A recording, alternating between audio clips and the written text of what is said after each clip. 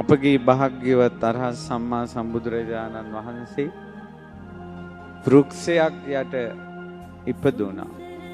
වෘක්ෂයක් යට ගසක් යට සම්බුදු වුණා.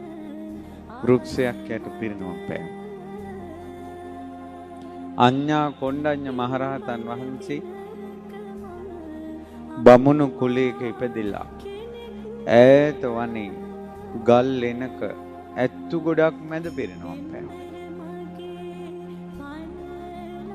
සාරිපුත්ත මහරහතන් වහන්සේ ඉපදුනම ගෙදර ඉපදුන කාමරේම පිරිනුවම් පෑවා. මහ මොග්ගල්ලාන මහරහතන් වහන්සේ බමුණු කුලේ ඉපදිලා ඈත ගල් ලෙනක හොරුන් 500කකින් ගුටි කාලා ඇටකටු අබෑට ගානට කුඩු වෙනකල් ගුටි කාලා පිරිනුවම් පෑවා. රහතන් වහන්සේ නම ගුටි කාලා පිරිනුවම් පෑවා. අපගේ අනුරුද්ධ මහරහතන් වහන්සේ දසදහසක් ලෝක ධාතු දිවසින් දකින අනුරුද්ධ මහරහතන් වහන්සේ උණ පඳුරක් යට පිරිනුවම් පෑවා. අපගේ අඟුලිමාල මහරහතන් මහා තෙද ඇති මහා බල ඇති සක්වල කෝටියක පැතිරෙන සත්‍යක්‍රියා ඇති අඟුලිමාල මොනිදුම් මහා වනේ කැලේක පිරිනුවම් පෑවා. සුවාසු දාසත් ධර්මස්කන්ධේ දරාගත් අනද මහතෙරුන් ගඟක් මැද අහසේ පිරිනුවම් පෑවා. මේ බුද්ධ ශාසනයේ ඉස්ලාම පිරිනුවම් පාපු රහතන් වහන්සේ නාලක රහතන් වහන්සේ ඈත පර්වතේ බිත්තියකට හිට වෙලා බුදුරජාණන් වහන්සේ ඉන්න දිශාවට වැඳගෙන පිරිනුවම් පෑවා. හැමෝම එක විදිහට මැරෙන්නේ නැහැ. හැමෝම එක විදිහට මැරෙන්නේ නැහැ. මම මේ රහතන් වහන්සේලා ගැන කිව්වේ රජවරුන්ගේ ජීවිත දිහා බලන්න. එක එක රජවරු එක එක විදිහට මැරුණා. එක එක සිටුවරු එක එක විදිහට මැරුණා. ඔයාගේ ගමේ මිනිස්සු එක එක විදිහට මැරුණා. ඔයා හවස නිවුස් බලනකොට ওই රූපවාහිනියෙන් පෙන්නන වෙඩි තියලා ඕන්න මිනිස්සෙක් මැරෙන විදිහ. ඔයාට පේනවා බස් එකක් පෙරලිලා මැරෙලා.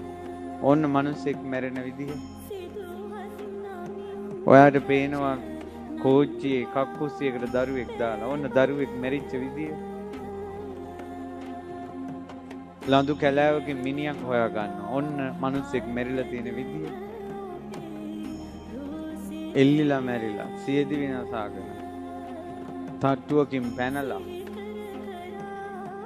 ගඟේ ගහගෙන ගිහිල්ලා නාන්න ගිය තැන ගහගෙන ගිහිල්ලා කිඹුල වල්ලලා සර්පය දෂ්ට කළා මිනිස්සු මැරෙන විදිය. ওই මිනිස්සු ජීවිතේ කවදාවත් හිතලා තියෙනවද මම මෙහෙම මැරෙයි කියලා? කවදාවත් හිතලා නැහැ. මම මේ ඔබටයි කියන්නේ ඔබගේ මරණය සිද්ධ වෙන්නේ ඔබ කවදාවත් හිතපො නැති විදිහට. මම මේ ඒ නිසා මේ ලෝකෙ සිද්ධ වෙන්නේම අනිත්‍ය කියනවා. විනා භාවය අන්‍ය ස්වභාවයකට පත්වීමමයි මේ ලෝකෙ තියෙන ධර්මතාවය. ඒ නිසා ඇත්ත දැක දැක ඇත්තට මුහුණ දෙමු. සත්‍ය දැක දැක සත්‍යයට මුහුණ දෙමු. මොකද්ද සත්‍ය? අනිත්‍ය. දැන් මේ අම්මලා ධර්මයේ දන්න නිසා මේ දරුවෝ ධර්මය අහලා තියෙන නිසා මේවට මුහුණ දෙනවා. කන ගහලා ඉන්නවා. සමහර ගෙවල් වල මරණයක් වුණාට පස්සේ සති ගණන් මාස ගණන් මිනිසුන්ට නැගිටින්න බෑ. ඒ ඇස්වල තියෙන දුක, පපුවේ ඇවිලෙන ගින්දර මේ මිනිසුන්ට ලේසියෙන් නිවා ගන්න බෑ. ඇයි මේ මිනිසුන්ට තවත් කෙනෙක්ගේ වියෝවය මිනිස්සු කියන්නේ අපිට ඇයි තවත් කෙනෙක්ගේ වියෝව මේ තරම් දරා ගන්න බැරි? සත්‍ය හිතලා නැහැ, සත්‍යයට මුහුණ දෙන්න බෑ. ඒ වුණාට ඔබ ඔබගේ ගෙදර මල් ගහේ පොහොට්ටු පිටින් මල් වැටෙනකොට, පිපීගෙන එනකොට මල් වැටෙනකොට, පිපිලා මල් වැටෙනකොට, පරවෙලා වැටෙනකොට ඔබ කියන ওই මල් වල හැටිවම තමයි. ඔබගේ ගෙවල් වල ගස් වල අඹ ගෙඩි හැදිලා මල් කාලේ මල් වැටෙනකොට, ගෙඩි චූටි ගැට කාලේ මල් වැටෙනකොට, ගෙඩි කාලේ මල් වැටෙනකොට, අමුවෙන් වැටෙනකොට, පැහිලා වැටෙනකොට, ඉදිලා වැටෙනකොට, ඉදිලා බෙරි වෙලා වැටෙනකොට ඔබ හිතන ඔය ගස් වල හැටිවම තමයි. කොළ පාට තියෙන ගස් වල කොළ ඉදිලා බිමට හැලෙනකොට, ගස් ඉදල් වෙනකොට පායන කාලෙට ඔහොම තමයි කියලා ඔබ ලෝකේ සිද්ධ වෙන දේවල් වලට අඬන්නේ. ඒවා එහෙම තමයි කියනවා ඔබ.